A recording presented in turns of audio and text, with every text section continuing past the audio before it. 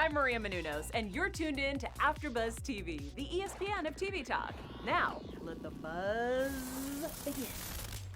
Hello, everyone. Welcome to another edition of Quarantine with the Stars. This is our daily show here on AfterBuzz TV, where we bring you interviews with some of Hollywood's best and brightest stars from right here in our homes.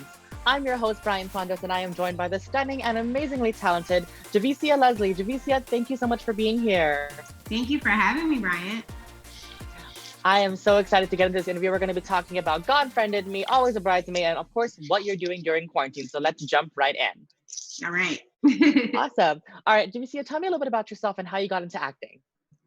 I'm from Upper Marlboro, Maryland. I'm a military brat. So I was born in Germany. We stayed there for a few years, and then we moved to California. And then my mom, just because it was so expensive, decided that, to raise two kids by herself, maybe she should go to a place that's easier financially. So we ended up in Maryland.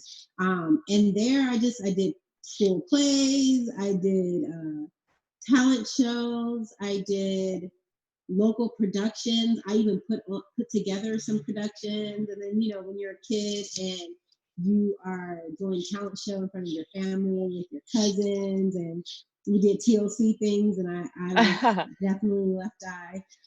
So that's kind of where it started. And then when I went to Hampton University, I also did plays there. I did August Wilson plays. I did For Color Girls by Inchizaki Shange. And so when I graduated from Hampton, I went back to DC, and I was working for the government, like working a 9-to-5. Specifically, I was paying soldiers who were stop lost. And it felt good because I was working with the family of the soldiers who were deceased. So to be able to call them and give them some type of news, like, hey, we have some money for you for the time that your family member was held beyond their contract during 9/11. It was nice. It felt like I was giving back in some kind of way. Yes. While at the same time I was putting together shows.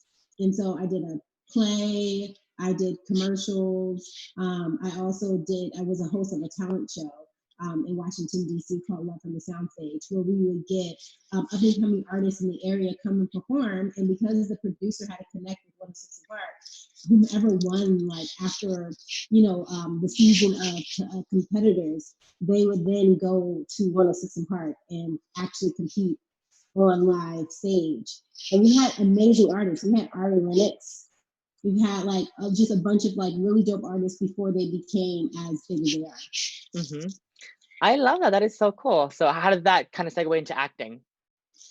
It's just acting has always been a passion. It's something I've always been doing. And while I would be at work, I'd be online looking at things that I wish I could be doing other than what I was doing. And I wanted to be on TV. And so an opportunity came where my contract was ending. And, everything in DC is government related.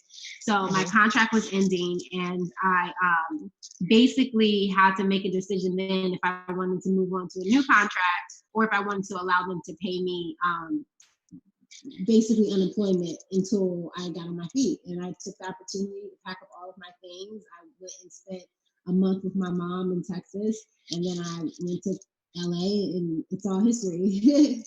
I love that. Well, that of course segues straight into God Friended Me. So let's talk about that. So you play Allie in the show, and for those who aren't familiar, can you tell us about your character and a little bit about the show? Yeah, definitely. So God Friended Me is a show that's about a young atheist named Miles who gets a friend request from an account called God on Facebook. And of course, he thinks it's a joke. He thinks that someone's trying to prank him because of what he does for a living. And so he ignores it until the God account continues to basically say, no, pay me attention, I'm here. And so the God account then starts to send him friend requests. And the whole point of the show is every week he ends up helping these different friend requests with whatever problems that they have. A lot of people compare it to like Touched by an Angel or other shows like that. The only difference is there is no omni being. Like everything is very much people helping people. You do find him going on this path of trying to figure out his own faith, but the whole concept of the show is really that we have the ability to help each other, no matter what your race is, what your spiritual beliefs are, sexual orientation, whatever it is that divides us now in this world, we learn through this show that we're all able to help each other beyond those divisions, you know? Allie is Miles' sister, and I play this young. I manage a bar, and at the time when we started the series, I was going to school for my doctorate in psychology. And just through the last 2 seasons, I have found that I'm not really as passionate as I thought I was about it. And there's almost a snippet of me even finding some type of passion in being in front of the pulpit, like our father, who was played by Joe Morton. Oh yeah, that's the other twist. The atheist, his father is a pastor. So, and now towards the end of the second season, he's actually the Bishop of New York. So I play, you know, I start to fall into maybe that might be my passion. And while I'm in the midst of finding my passion and all of that, I end up being diagnosed with breast cancer. And our mother was diagnosed with breast cancer. And this is kind of what leads into Miles losing his faith. When we were kids, she was diagnosed with breast cancer. We fought, she fought. We prayed. And she finally beat breast cancer. And on her way home, she dies in a car accident by a drunk driver. And so he really is like, you know, geez, God, you brought us through all of that. You saved her from breast cancer, and on her way home, you took her life. And that's why he lost his faith. But for me and my father, I think it turned us further into our faith. So you really just find this journey that she goes on. And then also, you know, as a person that's into psychology and things like that, I tend to be the person that everyone comes to for advice. So they'll come to the bar and I kind of just talk with them about whatever they're going through. And Allie is really like that sound voice on the show. I know that the other beautiful layers of her is that as much as she loves the church, she's also, you know, she's a lesbian. So in her religion, originally the church that she was at, that wasn't accepted. And so you find her on that journey as well, because how can you tell me a God that I love wouldn't love me for who I am? And it's really beautiful. It's really beautiful to watch all the different layers and dimensions of all these different characters and all the new guest stars every week and what they go through. And I think it really teaches healing, forgiveness, and the ability to be able to help each other. I absolutely love that. That's amazing. And you mentioned you play Allie as a lesbian. So Yeah. what is it like kind of being able to be that LGBT representation? And how do you feel the writers of the show are portraying that character? I think they're doing an amazing job. We have such a broad spectrum of writers, and they come from all walks of life. Like even the breast cancer story, we have women in there who, if they haven't dealt with it, they know other women that have dealt with it.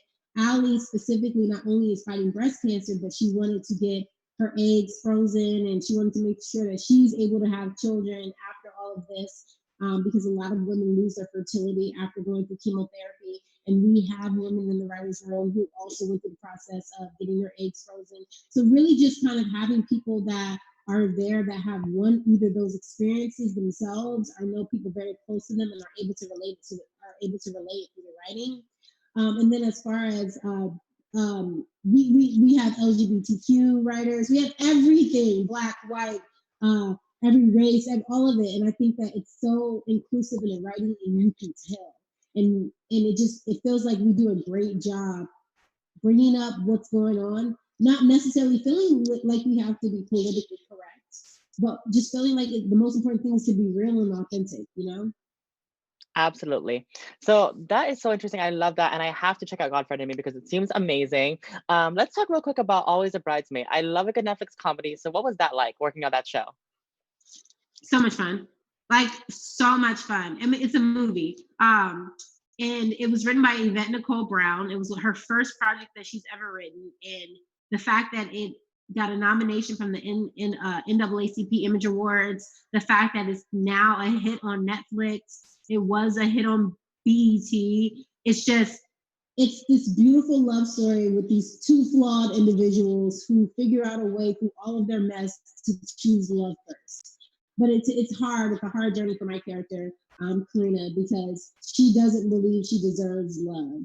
her parents. She watched their marriage really dissolve at a time where her mother was fighting cancer, and she felt like her dad wasn't there and supportive, and it kind of tainted her. And my dad is played by Richard Lawson, so I do feel like I'm like low-key related to Beyonce because her stepdad is my dad. So it's just to find all of these ways of her trying to figure out and really understand that she deserves love.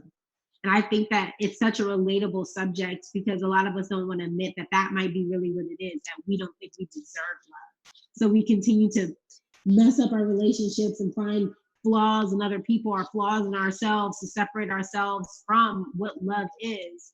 And that's really just a fear. And then Yvette Nicole Brown plays my pastor and my therapist, who throughout the movie kind of guides Corina on how she should really view herself and how worthy she is of love. And then we have Jordan Calloway from Black Lightning, who plays my love interest in the movie, and he's so much fun to play with. He's authentic, and it's just we really were able to open up with each other. We also have Michelle Mitchenor from Lethal Weapon, who plays my best friend, and we have Jasmine Brown. She's like this amazing comedic Instagram and beyond Instagram, because she's on tour doing comedy shows and also doing other television shows, and she's just amazing. Amber Sade Robinson and Marcel Spears and Bernard Davis, and even Brandon Michael Hall, who plays my lead in always in God Friended Me, is in Always a Bridesmaid. And that's all because of Yvette Nicole Brown, because they all were on the mayor together. And she's just the type of person where she's like, if I'm winning, you're winning. And she brings everyone with her. And it's just been so amazing, such an amazing experience. The team that I get to work with is so dope because the same team for Always a Bridesmaid, which is Tridescan Studios, so Indy Brown and Trey Haley, are the same team that I work with for my other television show, which is called Family Business, which is on BET. And so we're such a family that it gives me as an artist the ability to just release and have fun and get to like really just do what I want to do. And I don't think all actors really get that opportunity because you're constantly maybe in a situation where you're always with a new team. So to really be able to be with a team for 2 major projects has been a blessing. That is amazing. And you mentioned Jordan Calloway, and he was on Riverdale, and I have to save that for another interview because but let's just move on real quick because I know you're also into fitness. So tell me what you've been doing in that aspect. Have you been doing some home workouts? Like, how have you been staying fit? Yeah, so I definitely have been doing a lot of home workouts. Luckily, my partner's a trainer, so he just trains me here. And also, I'm specifically working on my Muay Thai. So I saw that on your Insta. Every single day, I have been working on my hits, working on my moves, perfecting it, because I think that this is like a really, I think that in talking about what's going on, the first thing I always like to do is make sure that I'm showing a sensitivity for what's going on. I love that people are finding light in such a dark space, but there are some people that can't, they don't have light. There are people that are dying and they can't even see their family members. So I'm very sensitive about that, which is why when I talk about doing things during this time, I also want to make sure it's always connected with my prayers for those people, my energy going towards their health and mental state, and whatever I can do or anyone else can do to donate towards the cause of helping people, But this is an opportunity, and I don't even want to call it an opportunity. We do have the availability now in our schedules to better ourselves with the things that we love, with our craft. And so I have made it a goal of mine to take advantage of the availability to perfect the things that I've always been passionate about. And I love Muay Thai because I want to be an action. I am an action actress. In Family Business, it's all action. So I'm shooting guns and I'm fighting people physically. And so to really kind of like perfect that with Muay Thai is really what my passion is right now. And every single day, that's what I've been doing. And then also, I am the next Oprah. So one of my other future endeavors is having my own talk show.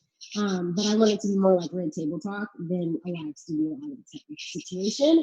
And so the way I've been taking advantage of that is that every Wednesday, well, first of all, I had started working on my podcast. But now with social distancing, I can't have people over the way I wanted to do it. So let's take advantage of this live situation. And once a week, I'm going to bring someone on that I get to just talk about what they do and different subjects. And every week will be a different subject. And yeah, it's kind of giving me the ability to stop procrastinating. There's no excuse. However, Brian, I will tell you this. I work on both of my shows at the same time. So I do God Friendly Me and Family Business at the same time. If I'm not filming God Friendly Me, I'm in New York, I'm in LA filming the Family Business. So this kind of gives me the opportunity to take a breather and kind of like rebalance myself, reground myself, and figure out other things that my spirit wants to do. Absolutely. What I loved about everything you just said, that was all amazing. But what I loved was basically like your affirmations. Like you didn't say, I'm going to do this or I'm going to. You said, I'm going to be the next Oprah. So I love how it's so important to really like affirm that and to put that out in the world. And so that'll come true and come to fruition. So I love that so much.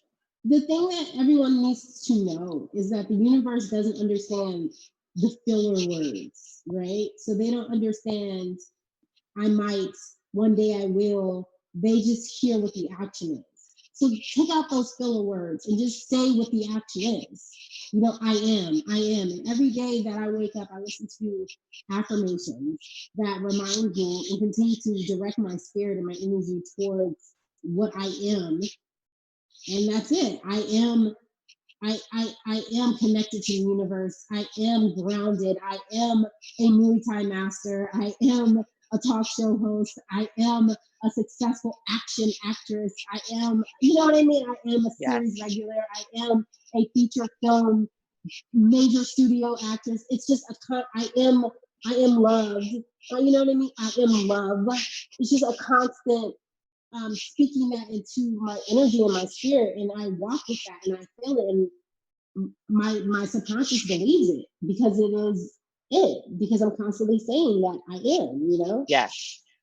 I love that so much. I think that is the perfect way to end because you just sent such an amazing message of positivity out there and you just basically told everybody what they needed to hear. And I love that so much. So Javicia, before we go, where can people find you on social media? I am at Javicia pretty much on everything.